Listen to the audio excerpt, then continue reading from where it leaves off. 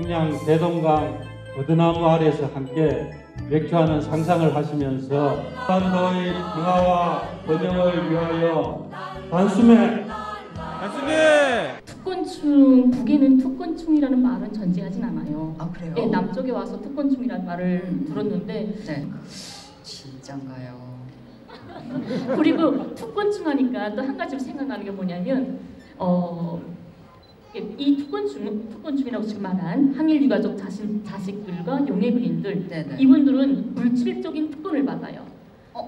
물질적으로 아파트를 전 집을 쓴다던가, 뭐 전 음식이 나왔거나 전 뭘 나왔을 때 제일 먼저 받는다거나 물질적인 대우를 받는 거죠. 근데 그런 물질적 대우보다 사회적인 존경과 우대를 받는 층이 또 따로 있어요. 누군가요? 그게 뭐냐면 북에 아마 여러분들도 북에 가시면 제일 흔하게 보는 게 영화관이든 극장이든 상점이든 가면 카운터에 종이 쪽지가 붙어 있어요. 교원, 의사, 우선 봉사합니다.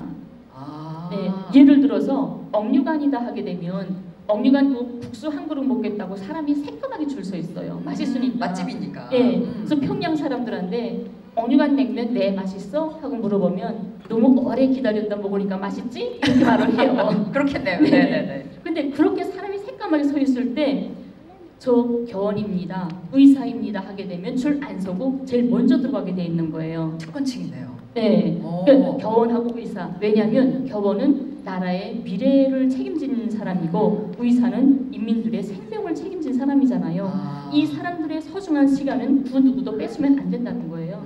그래서 이분들은 늦게 와서도 사람 새까맣게 있어도 저 교원이에요 하면 먼저 들어가죠. 조금 부끄럽긴 하겠다. 줄 서 있는데 난 교원이에요 이러면서 그렇긴 하겠네요. 여행을 다니다가 배가 고프면 그 유명한 평양냉면을 또 맛보는 날도 오겠죠. 하지만 지금은 아쉽지만 노래로 그 맛을 음미해 보도록 하겠습니다. 평양냉면 제일이야.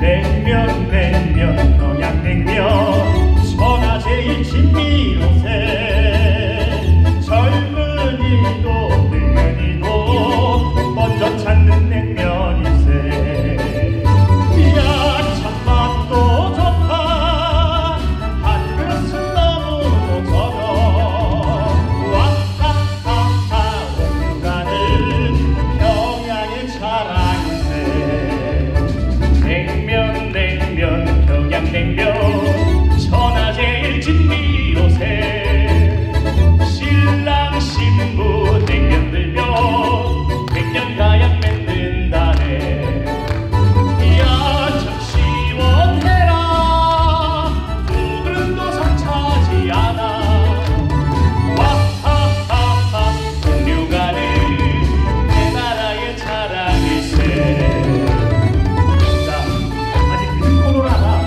얼마 안 되기 전에 한 번 좀 그러더라도 박수는 힘차게 치셔도 됩니다.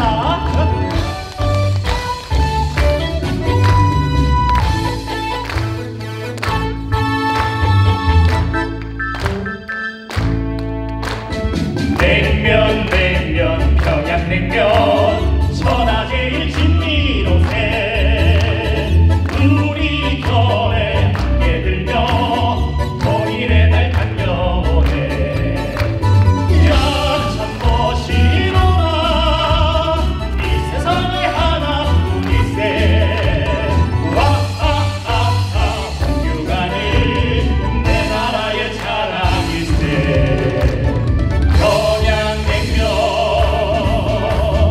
제일이야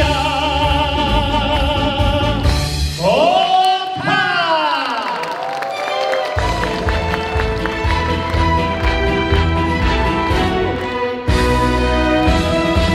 불타는 청춘 이끌는 심장 대국의 새 세대를 세워가네 우리는 영예로운 혁명의 계승자 우리는 조국의 새 세대 맑은 별빛을 따라 청춘의 햇살을 빛나라 자주의 깃발로 민주화 통일을 청년들 힘차게 앞으로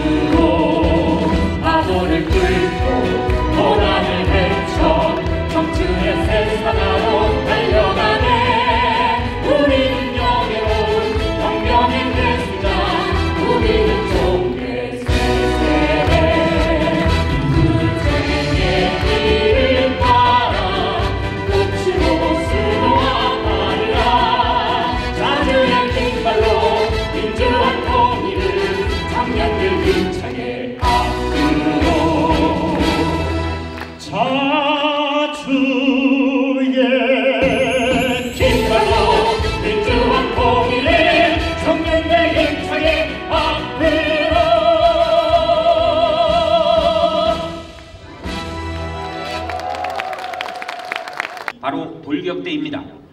당의 숭고한 뜻을 심장 깊이 새겨하는 백두산용 청년 돌격대원들이 돌격대원은 대략 10년의 복무기간인 군대와 비슷한 조직 생활을 해야 합니다. 돌격대 하게 되면 네. 고등학교 졸업하고 네.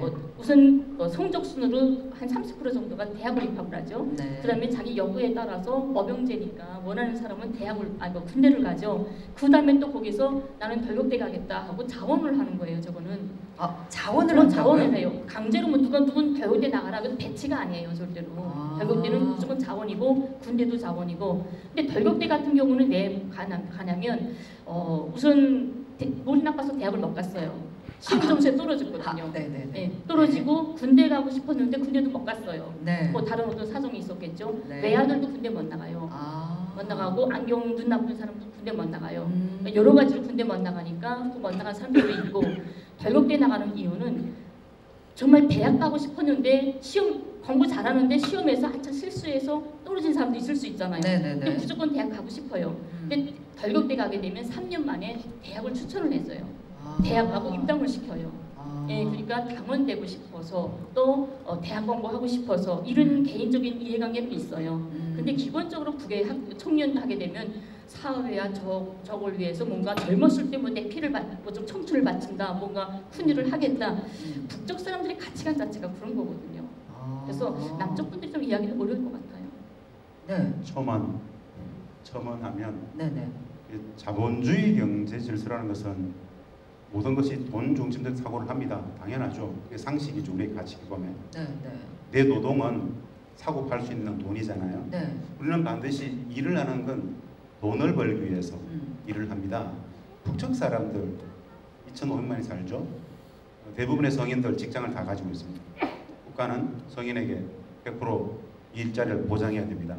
그 대부분의 직장인들한테 협동농장을 나가든 공장 기업소를 나가든 한번 물어봅니다. 선생은 왜 직장에 나갑니까? 왜 일을 합니까? 라고 물으면 돈 벌어서 먹고 산다는 개념 자체를 갖고 있지 않습니다. 그들은 노동을 사고 팔지 않죠. 고용과 피고용도 없습니다. 그들은 국가적 조치로서 국가가 맡긴 공적 임무들을 노동 현장에서 내지는 농업 현장에서 공장에서 하는 거죠.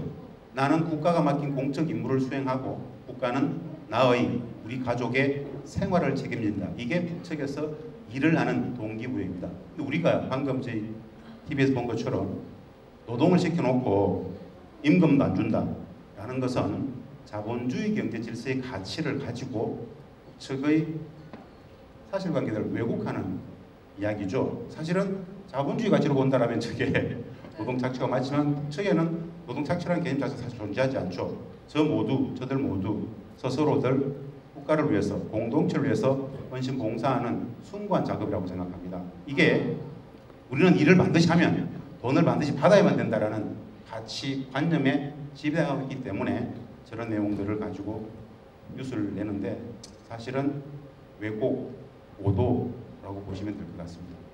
그럼 돌격대원들은 저렇게 10년간 복무하면서 끊임없이 저렇게 24시간 거의 복종하듯이 일을 해야 하나요? 너무 힘들지 않나요? 사람 죽어야죠. 24시간 일하면 네, 어떻게 네. 살아요? 거의 막 밤에 횃불 켜놓고 일하시는데요? 그리고 지금 한 가지 말씀드리면 우리 남쪽에도 같지만 인간이라면 뭐 국가에서 뭔가 이거 하라고 시키면 힘들잖아요. 네네. 힘들어서 하기 싫죠. 깨버리고 일 안 하려고 하고. 근데 이건 해서 내가 가지고 내 가게다 생각하면 새벽에 비 오면 막 가게 뛰어나가서 뭐 우리도 치고 막 이러잖아요. 누가 시키지 않아도. 네네. 자기한테 차려지고 자기 일이라고 생각하면 절대 힘들지 않는 거죠.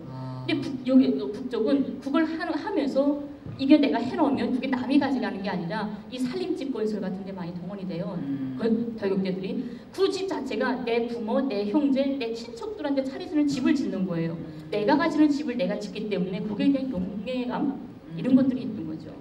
한 가지 이것도 재미있는 사실인데요. 아까 제가 그 말씀을 드렸죠. 북측에는 다양한 직업이 있습니다. 우리가 아는 것처럼 다양한 직업이 있습니다. 그런데 소위 말하는 막노동판의 일꾼, 우리 소위 노가다라고 그러죠. 네네. 막노동 일꾼을 직업으로 주지는 않습니다.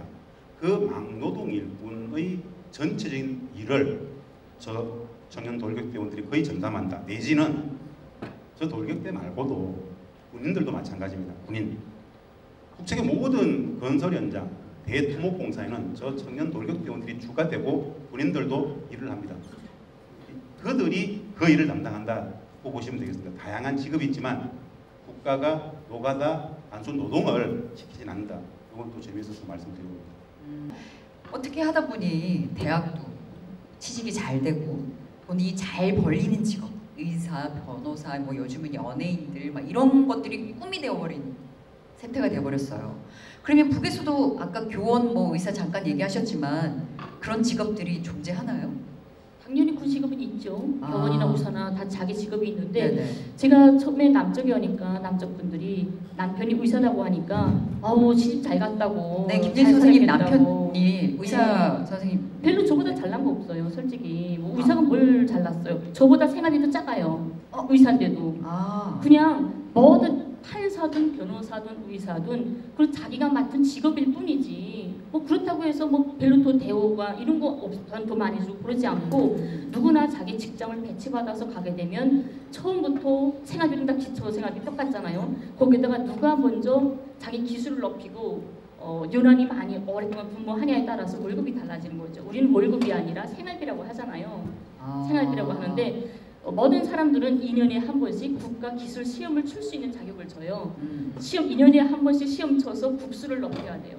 그러니까 국수가 높아지면 월급이 올라가고 아무리 의사든 판사든 해도 국수가 낮으면 공부 안 해가지고 국수가 낮아지면 노동자보다도 돈이 작은 거고 대체로 월급은 북에 가장 대우가 센 게 탕농 강부나 방산 강부 이런 탄 캐는 사람들, 노동자들 이런 사람들이 월급이 제일 많고 쌀 배급 주는 것도 일반 사람들은 직장 다니는 사람이 하루에 600g을 공급받아요.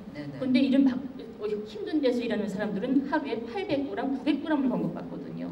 그게 제일 큰 대우를 받는 거죠. 처음은 네. 아까 우리 민 선생님 말씀하셨죠. 줄 안 서도 되는 사람들, 교원, 선생님들, 그리고 의사. 교원과 의사가 즉 사회에서 사회적 존경과 애호는 가장 높이 받아요.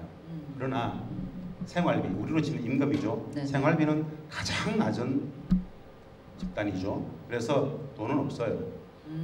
북측에서 선호하는 직장이라는 것은 우리로 치면은 연봉, 돈 많은 것이 선호하는 직업일 거예요. 근데 북측에서 선망하는 직종이라는 것은 기준이 딱 하나입니다. 그 사회 속에서 헌신 복무의 양의 크기, 즉 그 사회 속에서 얼마나 많은 사람들로부터 존경받는가라는 직업이 가장 선호하는 직업입니다.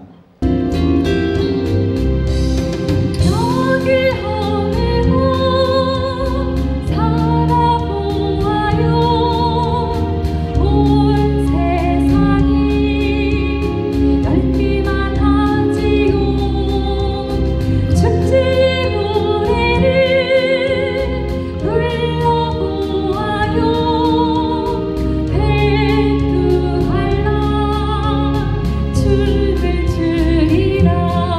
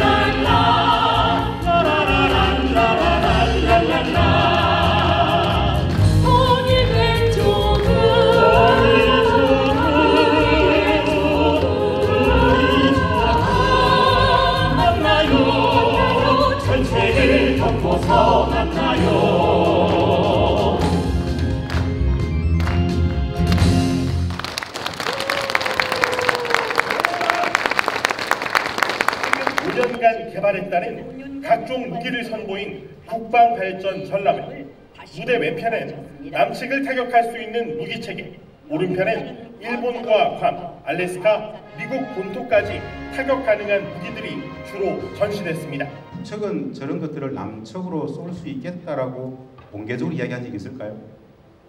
이렇게 열병식 같은 거 볼 때마다 제가 드는 느낌이었어요. 북측은 그 열병식을 소위 말하는 김일성 광장에서 어마어마한 화성 16, 15 같은 미국 본토를 때릴 수 있는, 미국 본토를 넘길 수 있는, 미국 본토를 넘겨서 대서양까지 날릴 수 있는 그 대륙간 탄도미사일 같은 것들을 왜 보여줄까요? 아니, 보여주는 것일까요, 우리한테? 그것을 하는 첫 번째 이유는 말입니다. 2,500만 북측, 소위 말하는 자신들의 이름, 조선민주주의공화국, 자국의 위상을 자국의 주민들, 이민들하고 같이 나누는 겁니다. 국경일날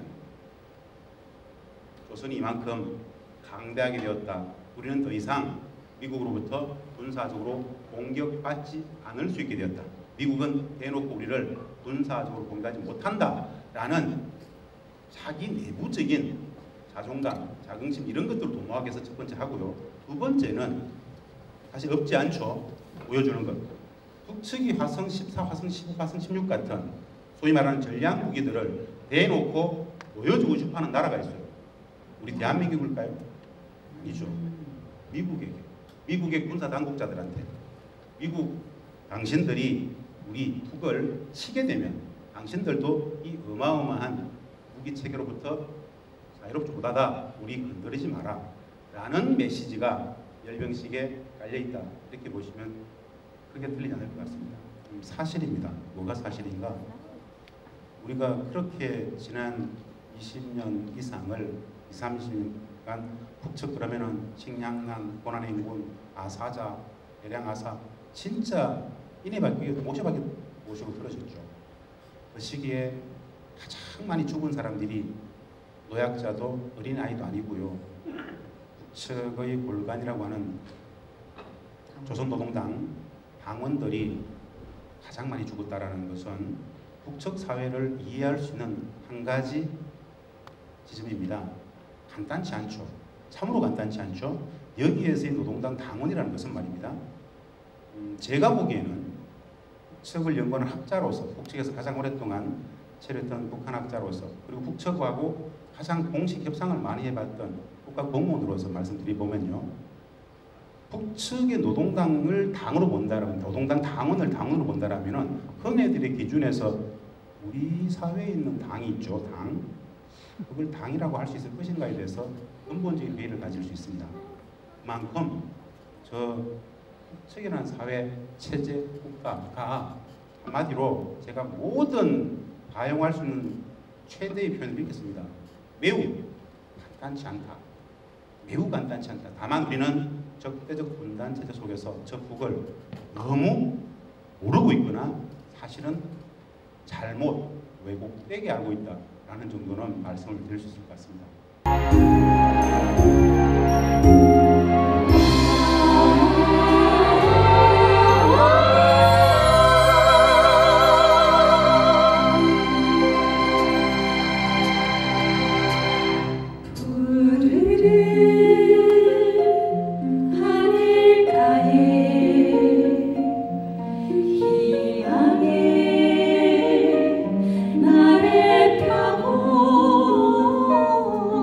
한없이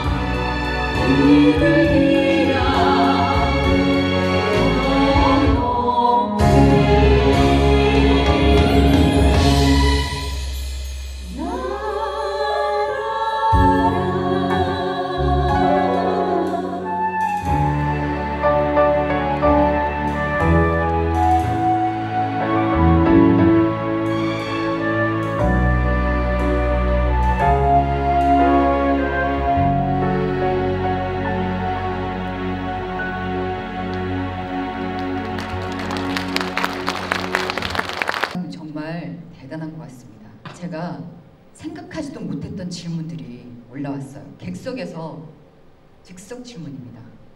어허. 자, 1번. 어린이와 청소년의 가장 큰 꿈은 무엇인가요? 어린이와 청소년 하게 되면 우선 초등학교 때부터 시작이 되겠죠? 네네. 네. 북은 12년째 무료 의무교육제도를 실시하고 있잖아요. 네. 초등학교에 들어가게 되면 우선 담임 선생님이 초등학교 5년이에요. 네네. 5년 동안 담임 선생님이 한 번도 바뀌질 않아요. 한 선생님이 5년을 지키고 있는데 그 이유가 뭐냐면 7살, 8살 여대가 얘가 어떤 재능과 끼가 있는지가 표출이 되는 중요한 시기라고 해요. 그러니까 초등학교 입학을 하면 담임 선생님이 뭐 하고 싶어? 뭐 여러 걸 물어보고 수업 시간에 애들 관찰하고 하면서 모든 학교에 필수적으로 뭐 평양이나 지방이나 할 것 없이 음악 서적, 미술 서적, 뭐 외국어, 뭐 무슨 수학, 문학 이런 서적가 다 있어요. 여기 식으로 말하면 무슨 사교육 학원 같은 거겠죠. 네네, 그렇죠. 국가가 무료로 하는 거겠죠. 그래서 어전에는 학급이랑 같이 공부하고 점심 먹고 오후에는 한 학급이 20명이다 하면 그 20명이 다 뿔뿔이 각 서재에 가서 공부하게 되는 거예요. 근데 선생님이 5년 동안 지킨다고 했잖아요. 얘는 노래하고 싶다고 해서 음악서적 보냈는데 한 몇 달을 지켜보니까 불을 잘 쓰는 거예요. 그러면 얘한테 설득해서 너 문학서적 한번 가봐라 하면 문학서적으로 돌려놓죠. 그래서 여기 서적 이 서적 돌려놓으면서 얘는 여 재능 가지고 전문이 끼가 있구나 하는 게 또 고착이 되는 거예요. 그래서 초등학교 졸업하고 중학교 올라갈 때 매 학생한테 평점수가 붙여서 올라가죠. 얘는 어느 분야에 무엇이 여기까지고 무엇이 어떤 게 부족하고 그렇기 때문에 북의 고등학교 학생한테 넌 꿈이 뭐냐 할 때 꿈이 우린 잘 몰라요 이런 학생은 없어요. 고등학교 때 내 꿈을 생각한다면 그건 이미 늦었다고 생각하거든요. 초등학교 때 내가 어떤 삶이 될까 하는 것은 이미 초등학교 때 결정이 되는 거예요. 그리고 중학교, 고등학교는 토득을 하는 거죠. 전 북측의 어린애들한테 너 앞으로 뭐 되고 싶냐고 물으면 압도적으로 많이 나온 게 과학기술자일 겁니다. 과학기술자. 사실은 뭐 광명성부터 북측의 과학기술 수준이 외부에 이렇게 공개된 것만으로도 엄청나게 발전하고 있죠. 그래서 과학기술 관련된 국가가 또 그걸 엄청나게 강조하기도 하고요. 어려운 조건 속에서 과학기술의 힘으로 이 어려운 난관을 헤쳐나가자 그러고 있기 때문에 압도적으로 과학기술자의 꿈들을 가장 많이 이야기할 것이다. 이건 좀 명료할 것 같습니다. 자, 두 번째 질문입니다. 우리 남한의 학생과 청소년의 자살률이 세계 1위입니다. 그렇다면 북은 어떤가요? 없죠. 자살이라는 말을 자체를 들어보지 못하죠. 북에서는요? 애들은 물론이고 어른들도 전 여기 와서 어린 학생이 학교에서 떨어져서 죽었다는 소리 듣고 정말 놀랐거든요. 그 어린애가 죽을 생각을 한다는 게 얼마나 무서울까. 근데 어른들이 자살했다는 거 뭐 심심치 않게 뉴스에 나오더라고요. 뉴스로 안 나오는 건 아닐까요? 그런 건 아닐까요? 북측 사회는 말입니다. 자살이라는 개념 자체를 잘 찾아볼 수 없다고 말했는데요. 사람의 자존감을 극대화시키는 특화된 체제죠. 돈이 아니잖아요. 사람만이 존재하지 않습니까? 북측을 우리가 고도의 공동체 사회라고 합니다. 고도의 공동체 사회. 혼자 이렇게 고립된 채, 소외된 채 떨어져 있는 사람을 한 명도 찾을 수 없습니다. 모든 사람은 소학교, 즉 인민학교, 우리 초등학교에 입학한 이후부터 말입니다. 반드시 자기가 속한 단위, 조직, 모임이라는 게 있습니다. 그 속에서 자존감들을 굉장히 고양시킵니다. 혼자 도태되거나 소외되거나 외톨이처럼 존재할 수 있는 것들을 허용하지 않는 체제라고 보면 됩니다. 그래서 자살이라는 게 뭡니까? 자살은 마지막 순간 나는 이 사회 속에서 아무런 쓸모가 없구나. 그 마지막 우울감이 극단적 선택을 하거든요. 근데 여하간의 북측 체제 속에서 북측 한 명 한 명 누구에게라도 항상 가르치는 게 국가는 당신이 필요하다. 이 공동체는 당신이 필요하다. 이 조직은, 이 가정은, 이 모임에서는 네가 필요해를 항상 가르치는데 자존감이 클 수밖에 없습니다. 그래서 그런 것들을 생각할 수 없다라고 보시면 될 것 같습니다. 네. 세 번째 질문이 또 네. 북에서 가장 신분이 낮은 사람은 누구인가요? 혹시 남한과 관계 있는 사람인가요?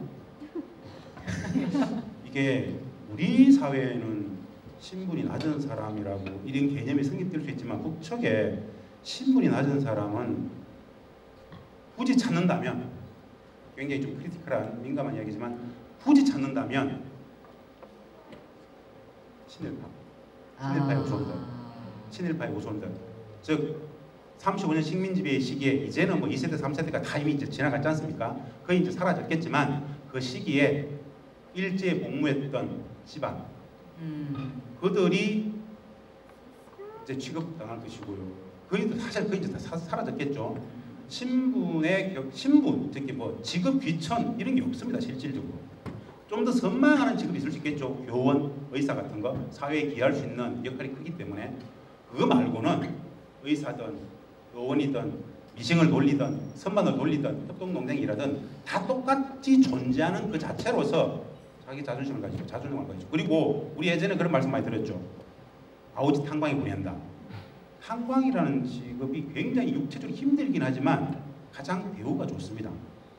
그 일이 가장 어려운 일이기 때문에 내가 이 국가, 이 공동체를 위해서 헌신, 복무하는 양의 크기가 크다고 생각하기 때문에 또 그 자긍심이 있는 겁니다. 큰 잘못을 하면 아우지 탄광을 보낸다는 이야기는 그냥 우리 사회에서 통용되어지는 왜곡된 프레임, 잘못된 이야기다 이렇게 생각하시면 될 것 같습니다. 네 번째 질문은 굉장히 함축적입니다. 문재인 정부 동안 개성공단. 이게 질문의 끝입니다. 네. 그대로 읽어드립니다. 문재인 정부 동안 개성공단. 제가 풀어 쓰자면 이런 말이 아닐까. 박근혜 때 닫혔던 문을 문재인 정부 네가 열 줄 알았는데 뭐 하고 있었니? 뭐 이런 질문일 수도 있겠다. 뭐 이런 생각인데 네. 맞나요? 질문하신 분? 네. 네, 뭐 그런 취지로 받아들이고요. 제가 꼭 드리고 싶었던 이야기인데요. 남과 북의 약속과 합의는 반드시 지키고 실천되어져야 됩니다. 여하간 간에 미국 탓을 하든 누구 탓을 하든 중요하지 않고 우리는 북측과의 그 약속을 해성단 재개 정상화에 대한 약속을 했고 합의를 했는데 실천하지 못했다라는 것에 대해서 누구보다 가슴 아프게 생각합니다. 오랜만에 이런 자리에 있었습니다. 김현희 쌤하고 평소에 적대적 분단 체제, 전쟁을 끝내지 못하고 있는 전쟁적 상황의 분단 체제 속에서 북은 적이면 되는데 굳이 뭐 다른 이야기 들을 필요 없는데 이런 이야기들을 듣는 것 자체가 충격일 수도 있고 매우 혼란스러울 수도 있고 그러나 사실관계, 진실을 찾아가는 과정입니다. 저는 진실을 향한 실천 과정이 국민의 행복의 초석이라고 생각하는데요. 분단을 넘어가는 과정 자체가 엄연히 존재하는 북을 온전히 제대로 이해하는 것이 그 첫 시작이라고 생각합니다. 우리는 거짓, 잘못된, 왜곡된, 오도된 북을 늘 배웠습니다. 왜? 적대적 분단 체제이기 때문에 그랬습니다. 진짜 평화가 통일이 필요하다면 엄존하는 실제하는 북을 이해할 수 있는 노력들이 첫 시발점이 되었으면 좋겠습니다. 이런 자리들이 향후에도 많았으면 좋겠고요. 오늘 이 자리에서 들었던 많은 이야기들이 여러분들의 북에 대한 관심, 평화와 통일에 대한 관심에 빨리 됐으면 좋겠다라는 정도로 인사를 드립니다. 고맙습니다. 감사합니다. 네. 혹시 여러분은 지금 이 자리에 영화 배우가 와 있는 거 아시나요? 네. 어머, 벌써 소문이 거기까지 났네요. 제가 어머 이분이 연기를 그렇게 끼깔나게 잘하시고 노래까지 끝내주시더라고요. 남쪽에 내려와서 영화 배우 그리고 주제가 노래까지 가수로까지 데뷔하신 분이 계십니다. 김연희 선생님의 노래 한 곡 청해드리겠습니다. 큰 박수가 필요한 것 같습니다. 네. 기도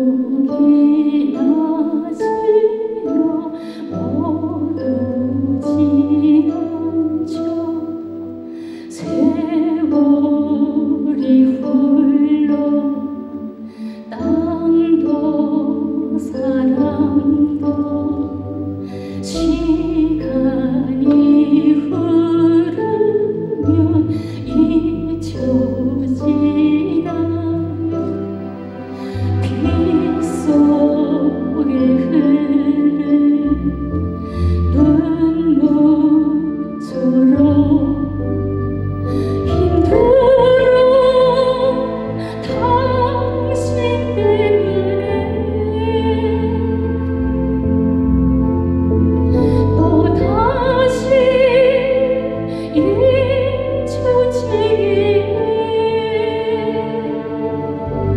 그런 날이 오겠죠. 우리 함께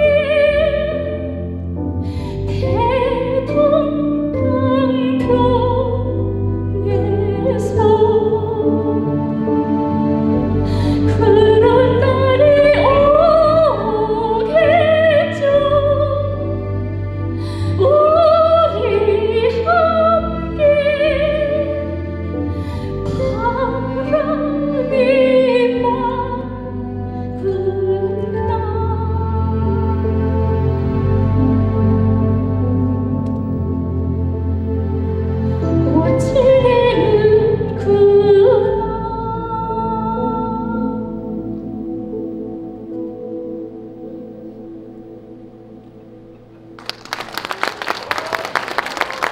알겠습니다. 이러다가 희망새 단원이 되시는 건 아닐까 뭐 이런 북쪽에 안 가시게 되면 생각을 한번 해보시는 것도 보내야 됩니다. 보내야 네. 됩니다. 여러분들은 아직 안 보신 분들도 꽤 있으실 것 같은데요. 나중에 기회가 되시면 그림자꽃 꼭 한번 보길 바랍니다. 마지막으로 우리 관객들한테 네, 전 하루나 100일이나 항상 오직 서운한 한 가지죠. 가족. 누가 억만 금을 준데도 가족하고 바꿀 수는 있을까? 매 11년 동안 해마다 생각을 해요. 내년에 갈 거야. 내년에 갈 거야. 올해 또 생각합니다. 내년에 꼭 갈 거야. 내년에 정말 꼭 갔으면 좋겠습니다. 네. 네. 오늘의 이야기가 여러분들에겐 어떻게 들리셨나요? 이제 여러분들의 마음속엔 어떤 수식어를 가진 북이 되었나요? 북두와 한란이 내